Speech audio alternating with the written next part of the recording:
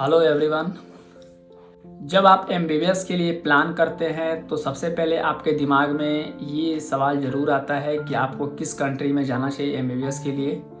उसके बाद आपके मन में ये भी डाउट आता है कि आपको कौन सा कंट्री जाना चाहिए, वहाँ पे क्या वहाँ का डिग्री यहाँ पे इंडिया में आने के बाद वैलिड है या नहीं है। क्योंकि जब आपने नीट का एग्ज़ाम दिया, आपका स्कोरिंग अच्छा नहीं आता है और आपको इंडिया में गवर्नमेंट कॉलेज नहीं मिल पाता है, तो आपके पास सिर्फ लास्ट ऑप्शन यही होता है कि या तो आप विदेश जाएं किसी अदर कंट्री में और वहाँ पे आप एमबीबीएस करें और वहाँ से आप पढ़ाई करके फिर इंडिया में वापस आएँ।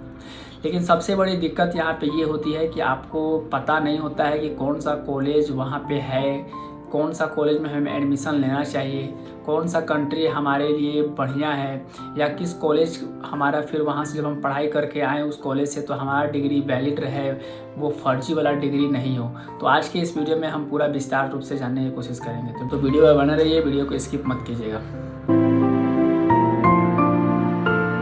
तो मोस्टली स्टूडेंट्स जो होते हैं एमबीबीएस के लिए जब प्लान करते हैं एमबीबीएस को फर्दर आगे स्टडी करने के लिए, जो मोस्टली 7 से 10 कंट्री है जहाँ की मोस्टली इंडियन स्टूडेंट्स वहाँ पे जाते हैं अपने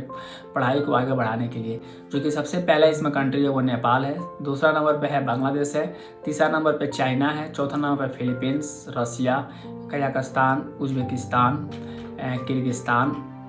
ये सारी की सारी कंट्री जहाँ पे मोस्टली इंडियन स्टूडेंट जाते हैं आज के समय में, वहाँ पे अपने स्टडी को पूरा करते हैं, फिर वहाँ से स्टडी करने के बाद इंडिया आते हैं, फिर एग्ज़ाम देते हैं, फिर अपना फर्दर प्रैक्टिस करते हैं या जॉब करते हैं, जो भी करते हैं। मेन है कि अगर इन कंट्रीज़ में अगर आप जाते हैं तो फिर वहाँ पे आपको बहुत सारे कॉलेजेस उस कंट्री में मिल जाएगा, लेकिन हमें पर्टिकुलर पता कैसे चलेगा कि उस कंट्री का जो कॉलेज है वो कॉलेज WHO से एफिलिएटेड है या नहीं, वो कॉलेज MCI के लिस्ट पे है या नहीं, या हम उस कॉलेज से स्टडी करके आए और फिर हमें पता चले कि ये कॉलेज का डिग्री हमारे कंट्री में वैलिड नहीं है, तो फिर उस वक्त हमारा पैसा बर्बाद होगा, हमारा समय बर्बाद होगा, हमारा जो पूरा का पूरा लाइफ है वही बर्बाद होने की नौबत पे आ सकता है। तो क्यों ना हम एडमिशन लेने से पहले इस सब चीज़ पे ध्यान दें, इस सब चीज़ के बारे में सोचें और उसके बाद ही हम किसी मेडिकल कॉलेज में एडमिशन लें और फिर वहाँ पे जाएं, ताकि हमारा पैसा भी बचे, हमारा समय भी बचे और हमारा डिग्री भी सेफ रहे। क्योंकि बहुत सारा फ्रॉडबाजी और स्कैम यहीं पे हो जाता है और मोस्टली स्टूडेंट यहाँ पे गलती भी कर देते हैं, क्योंकि जब वो किसी कॉन्ट्रैक्टर या ब्रोकर के पास जाते हैं तो वो फर्जी या जो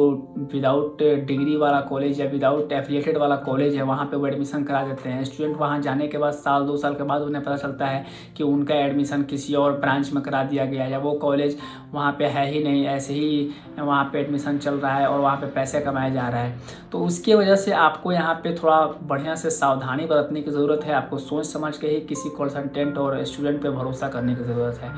तो मान लीजिए अगर आप किसी भी कंट्री में जा रहे हैं, मान लीजिए अगर आप किर्गिस्तान में जा रहे हैं, तो किर्गिस्तान में मोस्टली अप्रॉक्स 20+ मेडिकल कॉलेज हैं, लेकिन सारी की सारी कॉलेजेस वो MCI से एफिलिएटेड नहीं है, सारी की सारी कॉलेज WHO से एफिलिएटेड नहीं है। तो हमें सबसे पहले जब हम किसी एडमिशन कराने की कोशिश करते हैं किसी भी मेडिकल कॉलेज में, सबसे पहले हमें ज़रूरी है कि हम NMC के साइट पे जाएं, वहाँ पे फॉरेन मेडिकल कॉलेज के नाम से वहाँ पे लिस्ट होगा, वहाँ पे कॉलेज का नाम सर्च करें। अगर मान लीजिए पर्टिकुलर आप किसी एक कॉलेज के बारे में सर्च करते हैं, जैसे किर्गिस्तान में एशियन मेडिकल इंस्टीट्यूट सर्च करते हैं, तो उस साइट पर आपको एशियन मेडिकल इंस्टीट्यूट का नाम वहाँ पर दिखाई देगा। जब NMC के मेन साइट पर आपको एशियन मेडिकल इंस्टीट्यूट या किसी और कॉलेज का नाम दिखाई दे, यानी कि वो कॉलेज उससे एफिलिएटेड है, से रजिस्टर्ड है, तो उसी कॉलेज में आप एडमिशन लीजिए।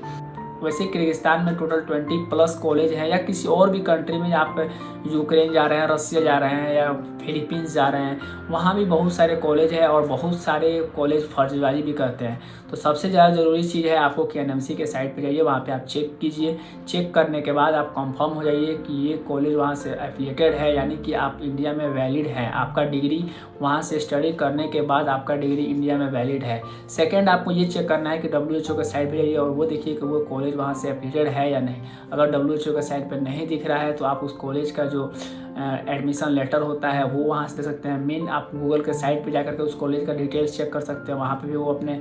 डिटेल्स सबमिट किए होंगे, डाले होंगे, तो वहाँ से भी आप चेक कर सकते हैं। मेरा मेन मकसद इस वीडियो में बताने का ये है कि मोस्टली स्टूडेंट जब एडमिशन के लिए प्लान करते हैं वो फ्रेशर होते हैं, उन्हें उतना नॉलेज नहीं होता है और कंसल्टेंट या ब्रोकर यहीं पे स्कैम कर देते हैं, आपका पैसा लूट के भाग जाते हैं। तो अपने एडमिशन लेने से पहले इन सब बातों का ज़रूर ध्यान रखें। एडमिशन लेने से पहले एक बार तहकीकात करें, पता करें किसी स्टूडेंट से बात करें, कोई कंसल्टेंट आपको धोखा दे रहा है कि नहीं दे रहा है, उस कॉलेज वाकई में वहाँ है या नहीं है, ये सारी बातों का ज़रूर ध्यान रखें, उसके बाद ही एडमिशन लें।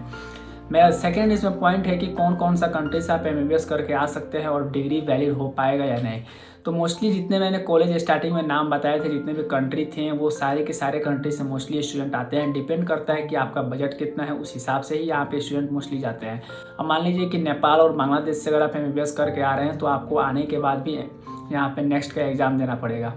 चाहे आप किर्गिस्तान से करके जा रहे हैं, उज़्बेकिस्तान से कर रहे हैं, कजाकिस्तान से कर रहे हैं, चाइना से कर रहे हैं, किसी भी कंट्री से आप MBBS कर रहे हैं, उसके बाद भी आपको यहाँ से फाइनल होने के बाद आपको इंडिया में जाने के बाद नेक्स्ट का एग्ज़ाम देना पड़ेगा। और वो नेक्स्ट का जब एग्ज़ाम आप पास कर लेते हैं उसके बाद ही आपका डिग्री वैलिड होगा। तो आप डिपेंड करता है कि कौन सा कंट्री में जा रहे हैं या कौन सा कॉलेज में जा रहे हैं, कितना उस कॉलेज का बजट है, अपने बजट के हिसाब से आप कॉलेज चूज करते हैं, उसके बाद ही जा करके आपका डिग्री इंडिया में वैलिड हो जाता है। लेकिन दिक्कत की बात यह है कि अगर आपका एग्ज़ाम पास नहीं हो पाते हैं तो क्या ऑप्शन है। अगर वर्ल्ड के किसी और कोना से आप MBBS करके आ रहे हैं, जो कि मोस्टली जो मैंने नाम गिराया हुआ है 8 से 10 कॉलेज, 8 से 10 कंट्री, अगर वहाँ से करके आ रहे हैं, अपनी इंडिया में एग्ज़ाम दिया, एंट्रेंस 2 बार 3 बार अटैम्प्ट किया, एग्ज़ाम पास नहीं हो पाए, तो आप इंडिया में वैलिड नहीं है। यानी कि आपका कहने का मतलब है कि आप इंडिया में प्रैक्टिस नहीं कर सकते हैं, चाहे वो गवर्नमेंट हो या प्राइवेट हो, क्योंकि आपको एक लाइसेंस जो मिलता है वो आपको नहीं मिलेगा। और जब लाइसेंस नहीं मिलेगा तो आप इंडिया में वैलिड नहीं, यानी कि टोटली कहा जाए तो आपका डिग्री जो है वो तो वैलिड है किसी और कंट्री के लिए, लेकिन पर्टिकुलर इंडिया के लिए वैलिड नहीं है। यहाँ पे आप ये काम कर सकते हैं, आप किसी और कंट्री में जा सकते हैं, जैसे कि मान लीजिए गल्फ कंट्री में किसी गए हैं, वहाँ पे एग्ज़ाम देते हैं और एग्ज़ाम में पास होने के बाद आप उस कंट्री में जा करके प्रैक्टिस और अपना जॉब कर सकते हैं। तो ऐसा नहीं है कि आपका डिग्री जो है वो वैलिड नहीं होगा, वैलिड है, लेकिन किसी और कंट्री में जाकर आप प्रैक्टिस कर सकते हैं। हालांकि इंडिया में भी वैलिड है, लेकिन जब आप एग्ज़ाम पास कर लेते हैं तो आप वहाँ पे भी आसानी से प्रैक्टिस और अपना जॉब कर सकते हैं। मेरा मेन मोटो बताने का ये है कि बहुत सारा कॉलेज ऐसा है कि अगर आप एडमिशन से पहले नहीं सोचते हैं या उसके बारे में पता नहीं करते हैं, और जो कि अगर वो NMC और MCI के लिस्ट में नहीं, अगर उस कॉलेज में अगर आप एडमिशन ले लेते हैं, करा लेते हैं, तो फर्दर आपका कॉलेज फिर इंडिया में भी जाने के MCI पास होने के बाद भी आपका डिग्री वो वैलिड नहीं होगा, आप MCI के एग्ज़ाम भी नहीं दे पाएंगे। टोटली का टोटली आपका पैसा वेस्ट हो जाएगा, आपका जो समय है वो वेस्ट हो जाएगा, आपका करियर भी बर्बाद हो सकता है। तो एडमिशन लेने से पहले प्लीज़ एक बार ज़रूर सोचें समझें और उसके बाद ही किसी पर ट्रस्ट करें और फिर जाकर के एडमिशन लें। तो होप गाइस आपको ये वीडियो पसंद आया हो। अगर वीडियो पसंद आया हो तो प्लीज़ वीडियो को शेयर जरूर कीजिएगा। अगर चैनल पर नए हैं तो सब्सक्राइब जरूर कर लीजिएगा। आप किर्गिस्तान में किसी भी कॉलेज में एडमिशन के लिए आप मैसेज कर सकते हैं, डिस्क्रिप्शन में आपको मेरा लिंक सोशल मीडिया का और मेरा व्हाट्सएप नंबर मिल जाएगा। अगर आपको एडमिशन भी चाहिए तो आप मुझे कॉन्टैक्ट जरूर कर सकते हैं। तो फिर मिलते हैं एक नया वीडियो में। Thanks for watching.